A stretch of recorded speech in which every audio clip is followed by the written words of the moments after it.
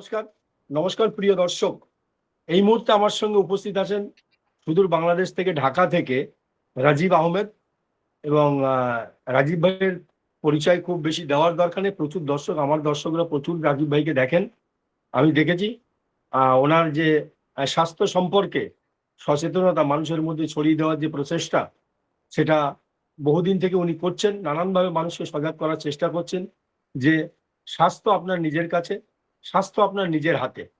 স্বাস্থ্যের জন্য ডাক্তারের দুয়ারে দুয়ারে ঘোরাটা নেহাত একটা ড্রামা বলে আমার বোকামি। মনে হয়। যার জন্য আজকের এই প্রোগ্রামের নাম রাখা হয়েছে হেলথ ড্রামা। আমাদের হেলথ ড্রামা এপিসোডের আজকে প্রথম এপিসোড, এবং ডক্টর বিআরসি ক্লিনিকের পক্ষ থেকে কলকাতা আমরা রাজীব ভাইকে পেয়েছি, এবং উনি ওনার মূল্যবান সময় আমাদেরকে দিয়েছেন। এই জন্য রাজীব ভাইকে অনেক অনেক ধন্যবাদ। এবং আমরা শুধু এটাই জানতে চাই রাজীব ভাই, যে হেলথ ড্রামা এটা তো শুধু ওই ভারতবর্ষের বিষয় নয়, এটা সারা পৃথিবীতে এবং বাংলাদেশে তো ব্যাপকভাবে। হ্যাঁ, আমরা যেটা সবসময় বলি যে ডাক্তারের কাছে যাওয়ার পরে যে টেস্টের পর টেস্ট, টেস্টের পরে ওষুধ, ওষুধের পর টেস্ট, টেস্টের পরে আবার ওষুধ, আবার তারপরে টেস্ট, এক ডাক্তার থেকে আরেক ডাক্তার, এক জায়গা থেকে অন্য জায়গা, এক রাজ্য থেকে অন্য রাজ্য, একটা রাষ্ট্র থেকে অন্য রাষ্ট্রে।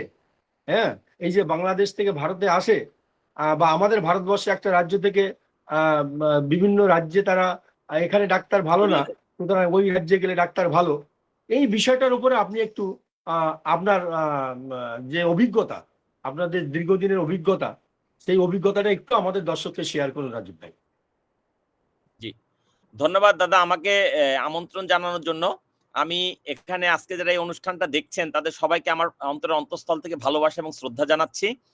আমি যে কথাটা বারবার বলার চেষ্টা করে আসছি সেটা হচ্ছে, প্রকৃতিতে মানুষ ছাড়া কোনো পশু পাখি প্রাণী অসুস্থ হলে স্বগোত্রীয় অন্যের কাছে যায় না, তারা নিজেদের চিকিৎসা নিজেরাই করে নেয়। মানুষ একমাত্র প্রাণী যে তার অসুস্থতা হলে নিজের শরীরের দায়িত্ব নিজে না নিয়ে অন্যের কাছে যায়, কিন্তু ভালো কিছু পাওয়ার আশায়, হওয়ার আশায়, কিন্তু যাওয়ার পরে রীতিমতো প্রতারিত হয়, রীতিমতো তাকে নিয়ে নানা রকম ভাবে টানাটানি হয়।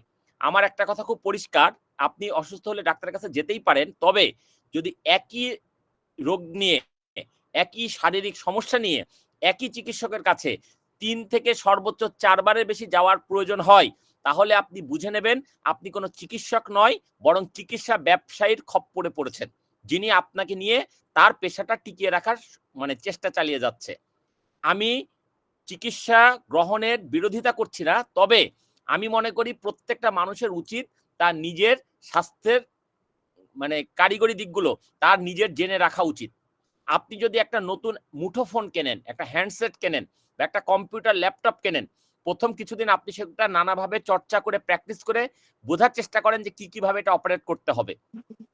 একইভাবে আমরা যে দেহের উপর ভর করে বেঁচে আছি, যে দেহতে ভর করে আমাদের জীবনটা কাটবে একেবারে জন্ম থেকে মৃত্যু অবধি, কারো ৫০, কারো ৬০, কারো ৭০, কারো ৮০, কারো ১০০ বছর, সেই দেহটা কিভাবে চালাতে হয় সেইটা আমরা শেখার চেষ্টা করি না, জানার চেষ্টা করি না, বোঝার চেষ্টা করি না।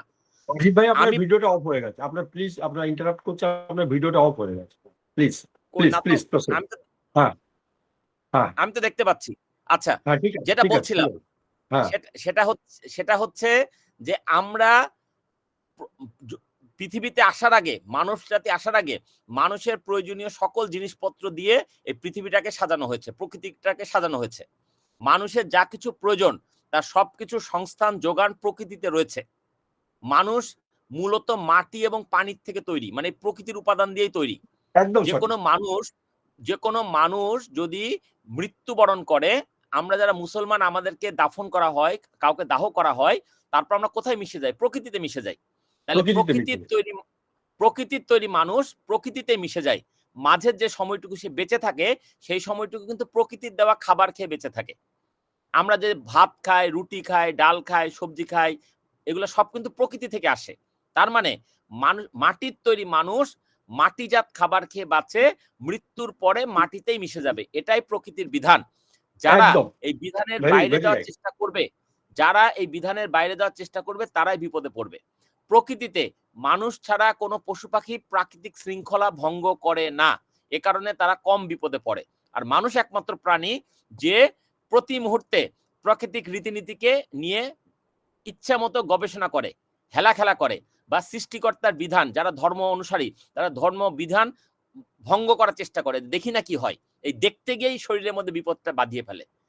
মানব দেহে কোনো সিনথেটিক ড্রাগস ঢোকার উপযুক্ত নয়। মানব দেহকে কোনো কেমিক্যাল দিয়ে সারিয়ে তোলা যাবে না। রোগ নিরাময় এবং রোগ উপশমের মধ্যে সুস্পষ্ট পার্থক্য রয়েছে। নিরাময় মানে হচ্ছে ওই রোগটা আর কখনো ফেরত আসবে না, স্থায়ীভাবে ভালো হয়ে যাবে। আর উপশম মানে রোগের লক্ষণগুলো সাময়িক ধামাচাপা দেওয়া যাবে।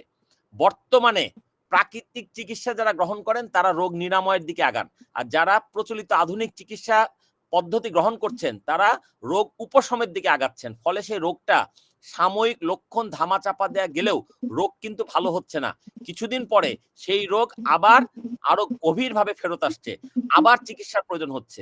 যে চিকিৎসা আপনাকে দিনের পর দিন, মাসের পর মাস, বছরের পর বছর নেওয়ার পরেও আপনার রোগ ভালো হচ্ছে না, সেই চিকিৎসা আপনি কেন গ্রহণ করবেন? আপনি যদি একটা জিনিস, একটা দোকান থেকে একটা প্রোডাক্ট কিনলেন বা একটা সার্ভিস নিলেন, যদি ওই সার্ভিসটা আপনি নাই পেলেন তাহলে তো আপনি সার্ভিসের মূল্য পরিশোধ করতে হবে না। কিন্তু চিকিৎসা ব্যবসা এমন একটা মানে ড্রামা, এমন একটা নাটক, এখানে আগেই আপনার কাছে মূল্য রেখে দেওয়া হচ্ছে। আপনার রোগ ভালো হোক অথবা না হোক, চিকিৎসকের কাছে গেলে আগেই ফিস নিয়ে নেওয়া হচ্ছে, একদম খুব সঠিক কথা। টেস্টের কাছে গেলে আগেই টেস্ট করা হচ্ছে। আপনি দোকান থেকে ড্রাগস কিনলে ড্রাগের দাম রেখে দেওয়া হচ্ছে। কেন রে বাবা? তুমি ড্রাগসের দাম আরো 10 গুণ বাড়িয়ে নাও, কিন্তু আগে নিতে পারবা না। আগে আমার রোগটা ভালো করে দাও, তারপর তুমি নিও, আমি দিতে রাজি আছি। তা তো তুমি করবা না। তা তোমার জিনিস খায়া, তোমার পদ্ধতি মাইনা যদি আমার লাভই না হলো, তাহলে আমি ওই পদ্ধতি কেন মানবো?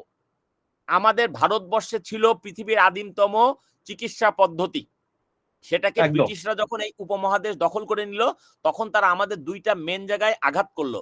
একটা হচ্ছে আমাদের গুরুমুখী যে শিক্ষা পদ্ধতি ছিল, সেই শিক্ষা পদ্ধতিকে তারা ভেঙে দিল, দিয়ে আধুনিক এই প্রাতিষ্ঠানিক স্কুল, কলেজ, বিশ্ববিদ্যালয় সিস্টেম চালু করলো। একই সাথে আমাদের এই উপমহাদেশে যে প্রাকৃতিক চিকিৎসা পদ্ধতি ছিল, গাছগাছরা নির্ভর হার্বাল চিকিৎসা পদ্ধতি, ভেষজ চিকিৎসা পদ্ধতি, সেটাকে তারা নষ্ট করে দিল। তার পরিবর্তে নিয়ে আসলো পাশ্চাত্যের আধুনিক চিকিৎসা পদ্ধতি, যেটার মাধ্যমে, এবং তারা তাদের এই চিকিৎসা পদ্ধতিকে প্রতিষ্ঠিত করতে গিয়ে আমাদের চিকিৎসা পদ্ধতিকে একদম ধ্বংস করে দিল। এদেশের অনেক অসংখ্য, যদি আপনি ইতিহাস ঘেটে দেখেন, আজ থেকে 200, 300, 400 বছর আগে এদেশের অনেক নামি দামি খ্যাতিমান কবি, কবিরাজ, হেকিম, বৈদ্য ছিল, যারা এগুলোর মাধ্যমে, গাছগাছরার মাধ্যমে মানুষের রোগ বালাই অনায়াসে ভালো করতে পারতেন। ওয়ান টাইম চিকিৎসা করতেন, সারা জীবনের জন্য রোগ ভালো হয়ে যেত। কিন্তু তাদেরকে অনেক, কাউকে কাউকে জেল কারাবন্দী করা হয়েছে, যদি ইতিহাস পড়ে দেখেন, কাউকে কাউকে হত্যা পর্যন্ত করা হয়েছে যেন তারা এই চিকিৎসা পদ্ধতি চালু রাখতে না পারে। কারণ এই চিকিৎসা পদ্ধতি চালু রাখলে ব্যবসা হবে না। তো এটা তো মানুষ যদি বলা হয় যে তোমার কিডনিতে প্রবলেম, তুমি একটু পাকা আম খাও পুরো জ্যৈষ্ঠ মাস, তাহলে তোমার কিডনির সমস্যা ভালো হয়ে যাবে, এটা করতে তো এক্সট্রা টাকা লাগবে না, এটা তো অনায়াসে পাওয়া যাবে, ফ্রিতে পাওয়া যাবে, তাহলে তো চিকিৎসা নিয়ে ব্যবসা করা যাবে না। এখানে ব্যবসা নেই, এখানে যেহেতু ব্যবসা নেই সেহেতু এটা বলা হচ্ছে না, যেহেতু ব্যবসা নেই এটাকে থামিয়ে দেওয়া হচ্ছে। এবং এটাকে মানে কি বলবো, আমি যদিও মার্কেটিং প্রফেশনাল লোক, কিন্তু বাস্তবতা হচ্ছে আধুনিক মার্কেটিং এর নামে যা বাজারজাত করা হচ্ছে তার অধিকাংশ মানুষের ক্ষতির কারণ হচ্ছে। এই চিকিৎসা সেবার সাথে যখন মার্কেটিং যুক্ত হয়েছে, তখনই চিকিৎসার 12টা বেজে গেছে। এখন আমরা এমন এমন টেস্ট দিচ্ছি যে টেস্টগুলোর আদৌ কোনো প্রয়োজনই নাই। আবার দেখেন, টেস্ট করাচ্ছি রাতের বেলা, পরের দিন সকালবেলা সেই রিপোর্ট পাচ্ছি, তারপরের দিন ডাক্তারকে যখন রিপোর্ট দেখাচ্ছি, ততক্ষণে কিন্তু শরীরের মধ্যে ওই টেস্ট অনুযায়ী পরিস্থিতি আর ওই বহাল নাই, পরিস্থিতি কিন্তু চেঞ্জ হয়ে গেছে। কিন্তু আমরা এই টেস্টের ক্ষেত্রে একটা ছোট কথা বলবো রাজীব ভাই, টেস্টের ক্ষেত্রে একটা ছোট কথা বলবো, যে একজন ডাক্তারের কাছে গেলে, একটা টেস্ট রিপোর্ট নিয়ে গেলে, সে রিপোর্টটা পড়লো কি না পড়লো জানা যাচ্ছে না, যদিও পড়ে, সে আবার নতুন করে বলছে আমার জন্য আরেকটা টেস্ট করে আনতে হবে, এই টেস্টটা করে আনতে, একই টেস্ট নানান ভাবে। এটা তো একটা এক ধরনের প্রতারণা, এটা এক ধরনের প্রতারণা। আমার টেস্ট আমি যেখানে খুশি সেখানে করাবো, তা করতে দেবে না। উনি যেখানে বসেন, উনি যেখানে দেন, সেখান থেকে করতে হবে। মানে ওখানে ওনার একটা কমিশন আছে। শুধু তাই নয়, ব্যাপারটা হচ্ছে যে টেস্ট তো আপনি করলেন আজকে, আর রিপোর্ট দেখাইলেন 3 দিন পরে, ততক্ষণে তো আপনার শরীরের ভিতরকার পরিস্থিতি চেঞ্জ হয়ে গেছে। তাহলে 3 দিন আগে রিপোর্ট দেখে ডাক্তার কি সিদ্ধান্ত নেবে? এমন তো না যে টেস্ট আপনি এখন করছেন, এখনই রিপোর্ট দেখা হচ্ছে। আরেকটা ব্যাপার হচ্ছে যে একই সময়ে যদি আপনি পাশাপাশি 2টা ল্যাবে গিয়ে রিপোর্ট, রক্ত জমা দেন, একই ব্লাড, দেখবেন 2টা রিপোর্ট 2 রকম আসবে। তার মানে রিপোর্ট, আমরা বহুবার দেখেছি। তার মানে রিপোর্ট গুলো যে সঠিকভাবে করা হচ্ছে এমন কোনো গ্যারান্টি নাই।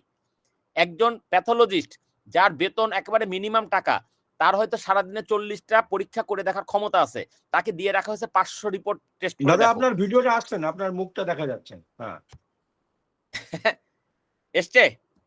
হ্যাঁ ঠিক আছে, এবার ঠিক আছে, এবার ঠিক আছে। আচ্ছা, বলছি যে আমার দেখা যাবে যে একটা টেস্ট, একজন প্যাথোলজিস্ট সারাদিনে 40টা টেস্টের রিপোর্ট সে বের করতে পারবে, কিন্তু তার কাছে চাপ রয়েছে হয়তো 200 রিপোর্ট দেওয়ার।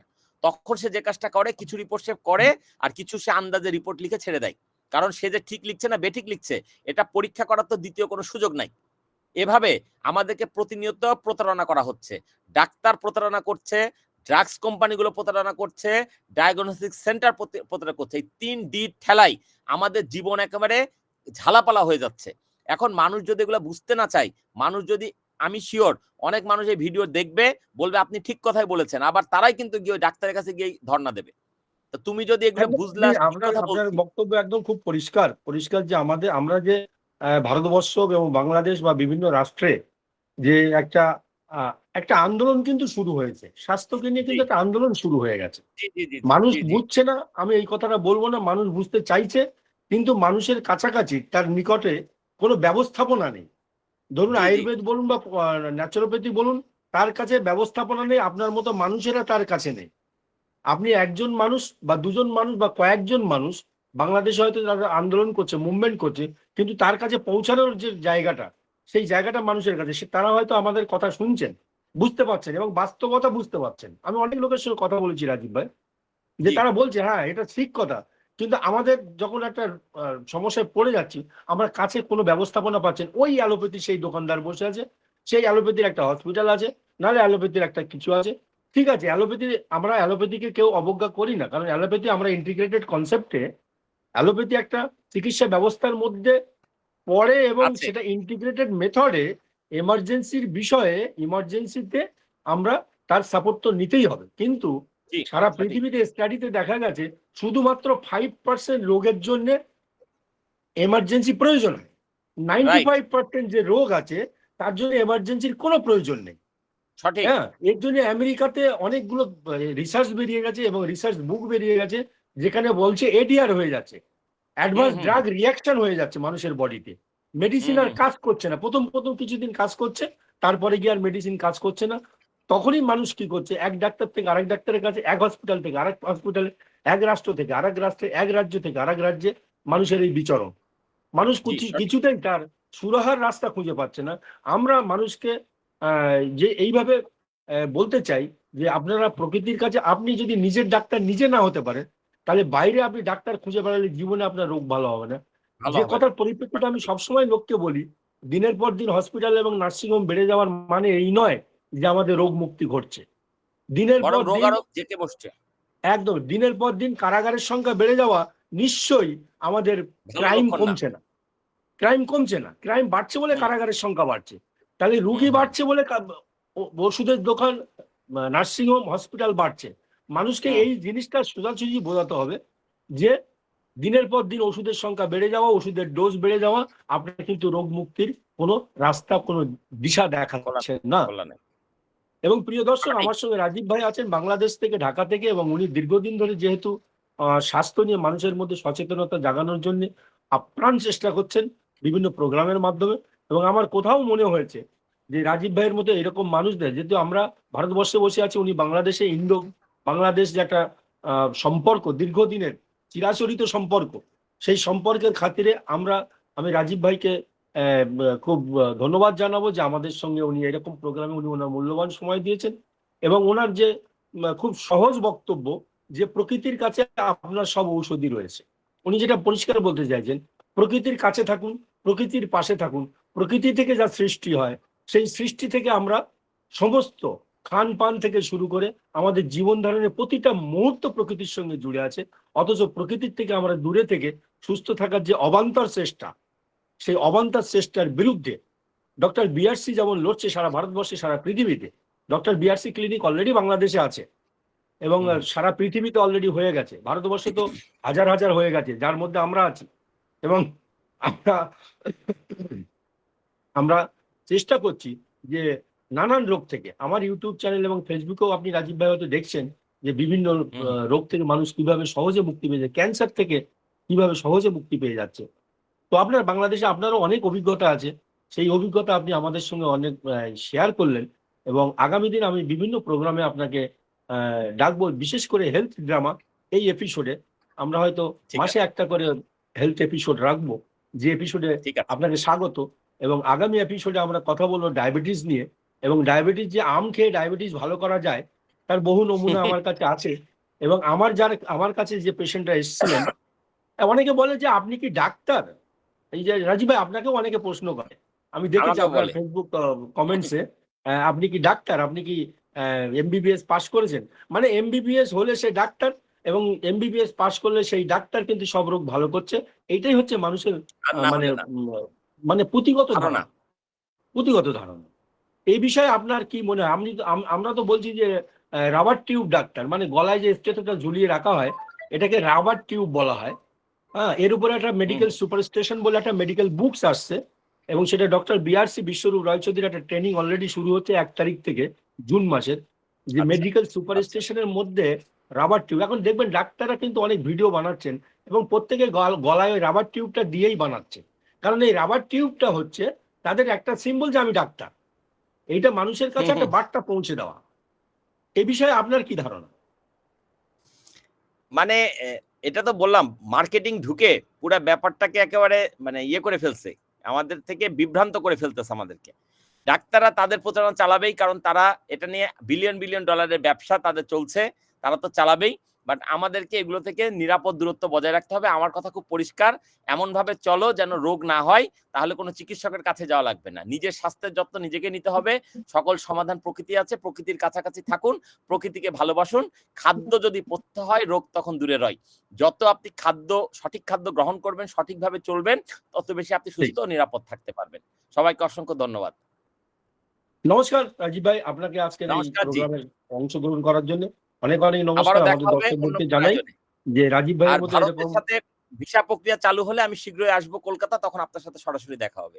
একদম একদম একদম আমাদের সঙ্গে নিশ্চয়ই শুরু হবে। আবার আগামী দিন আমরা ভারত বাংলাদেশ আমরা খুব কাছাকাছি, আমরা সেই বাঙালি, বিশেষ করে পশ্চিমবঙ্গ এবং বাংলাদেশ একদম আমাদের রক্তের সঙ্গে সব মিশে আছে। তাই আমি প্রোগ্রামটার নাম রেখেছি হেলথ ড্রামা, যৌথ উদ্যোগ ভারত বাংলাদেশ। এবং এই বলে আপনাকে অনেক ধন্যবাদ জানাই। আমাদের দর্শকদেরকে এই ভিডিও দেখার জন্য অনুরোধ রইল, এবং আগামী দিন আপনাদের যদি কোনো সাজেশন থাকে নিশ্চয়ই জানাবেন, আমরা তার উত্তর দেওয়ার চেষ্টা করব। অনেক ধন্যবাদ। জয় হিন্দ, বন্দে মাতরম, ভারত মাতা কি জয়। নমস্কার।